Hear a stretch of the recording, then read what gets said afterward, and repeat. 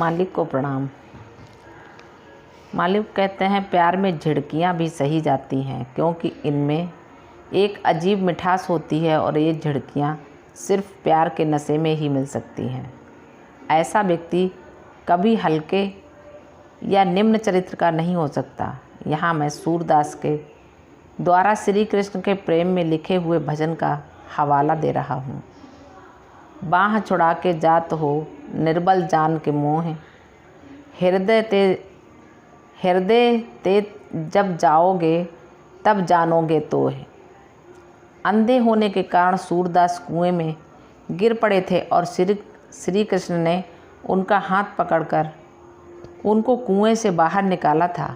उन्होंने श्री कृष्ण का हाथ जोर से पकड़ लिया था और कहा था कि जाने नहीं दूंगा, लेकिन श्री कृष्ण बाँह छुड़ाकर भाग गए। तभी सूरदास ने ये भजन गाया था। गलती सबसे होती है और गलती करना इंसानी फितरत भी है। मेरे मालिक ने मुझसे कहा था मैं सबकी गलतियां माफ़ कर दूंगा, लेकिन तुम्हारी एक भी नहीं। मैं बहुत खुश हुआ क्योंकि उनका ये खास व्यवहार केवल मेरे लिए था। इसी प्रेम से संबंधित एक कहानी है जिसे मैं आप लोगों के लाभार्थ यहाँ लिख रहा हूँ।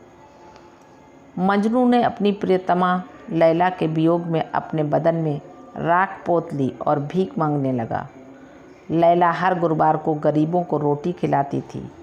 उसकी इच्छा थी कि मजनू भिक्षा पात्र लिए मेरे पास आए। जब मजनू भिक्षा पात्र लिए लैला के पास पहुंचा, भीख देने की बजाय लैला ने उसका कटोरा ही तोड़ डाला। लैला के इस व्यवहार से मजनू का नशा और चढ़ गया। वह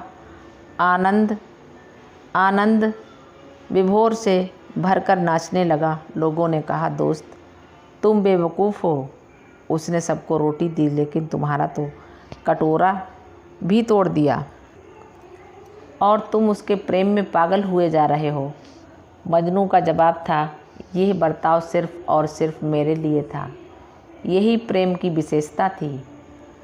आपकी ये धारणा कि इस बार आपको अधिक लाभ नहीं मिला, इस बात की पुष्टि करती है कि आपकी आध्यात्मिक प्यास बहुत बढ़ गई है।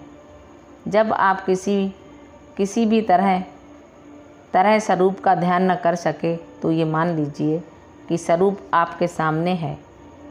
जब ये भी संभव न हो तो ध्यान की दिशा अपने आप प्रकाशित होगी।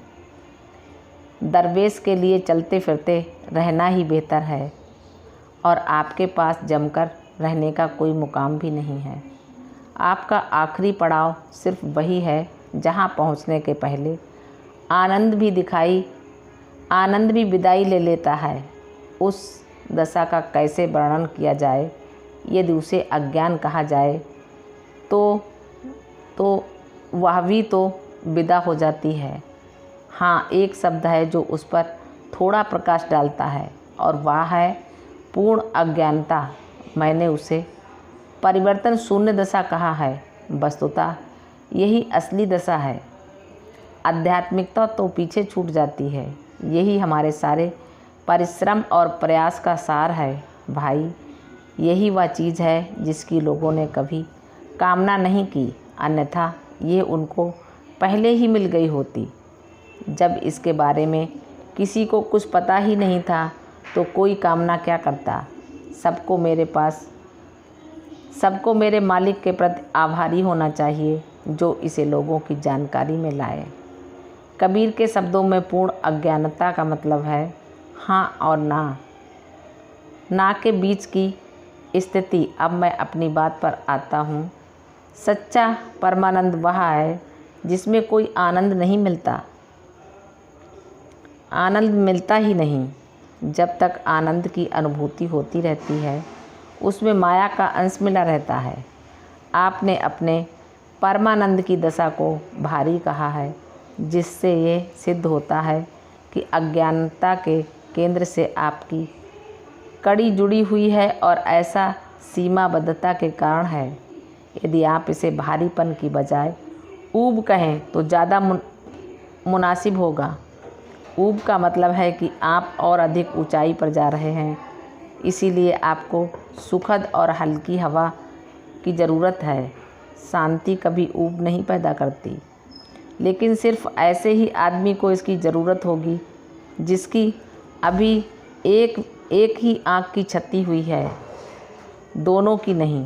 संयोग से यदि किसी झोपड़ी में रहने वाले को अच्छा और आरामदेह मकान मिल जाए तो उसे ये बहुत अच्छा लगता है, लेकिन जब बहुत दिन रहते रहते उसका आदी हो जाता है तो उससे बेहतर मकान की सोचने लगता है। ये उदाहरण मैंने आपको केवल ये समझाने के लिए दिया है कि आपको सुस्ती और ऊब का अनुभव क्यों हो रहा है।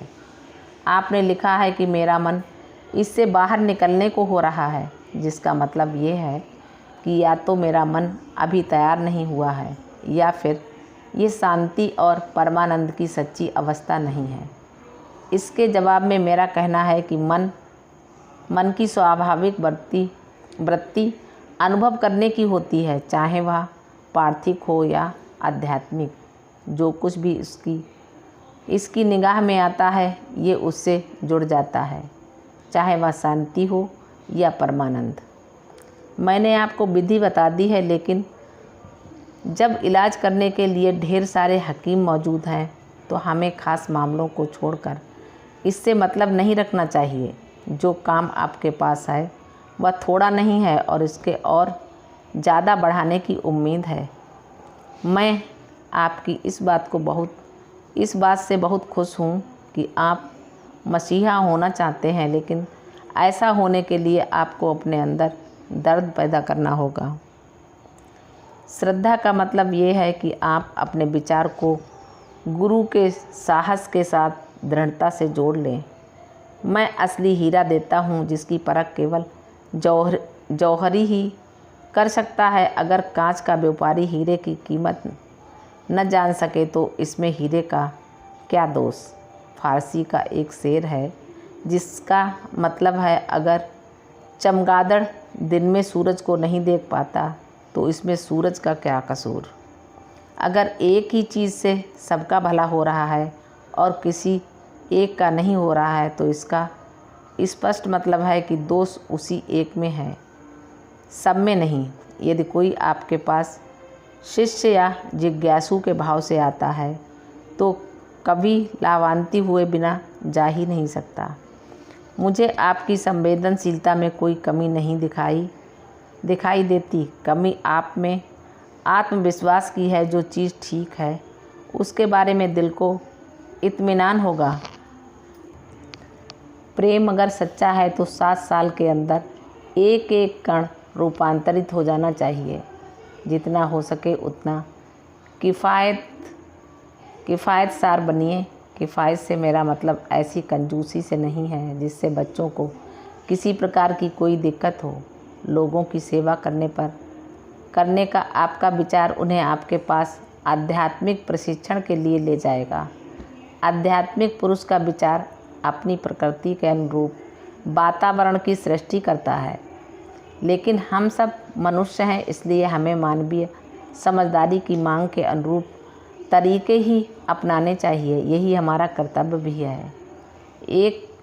जब एक बार लहर उठती है तो वह गिरती नहीं है, इसीलिए हमें लहर उठाने की कोशिश करनी चाहिए। मैं चाहता हूँ कि कोई विज्ञापन न किया जाए। यदि सेवा के विचार में मुड़े बिना कोई गतिविधि की जाती है तो वह विज्ञापन ही बन जाती है। इसलिए कृपया ये मोड़ लाइए। श्री का ने अपने पत्र में क्रोध की शिकायत की है। इसका जवाब यही है कि वे ईश्वर से इस तरह प्रार्थना करें कि आंसू फूटकर बह निकलें।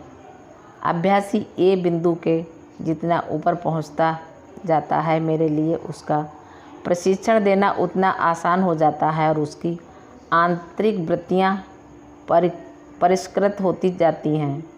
फिर भी आंतरिक वृत्तियों को प्रकृति के स्वरूप लाने के लिए परिश्रम तो करना ही पड़ता है। इसी को गढ़ना या बनाना कहा जाता है और सचमुच ये बहुत कठिन काम है। कोई संत चाहे जितना ऊपर पहुंच जाए, मानवता जो स्वयं में एक प्रतिबंध है उसमें बनी ही रहती है। कबीर दास जी ने कहा है, जे ही मरनी से जग डरे सो मेरो आनंद, कब मरिहों कब भेटिहों पूरन परमानंद। फारसी के किसी शायर ने कहा है, कभी मैं नौबे बहिश्त के तख्त पर बैठता हूँ तो कभी तलबे के भी नीचे पहुँच जाता हूँ। यदि इस प्रतिबंध को छिन्न भिन्न कर दिया जाए तो आत्मा नश्वर शरीर को छोड़कर उड़ जाएगी। मालिक को प्रणाम। सभी अभ्यासी भाई बहनों को नमस्कार, धन्यवाद।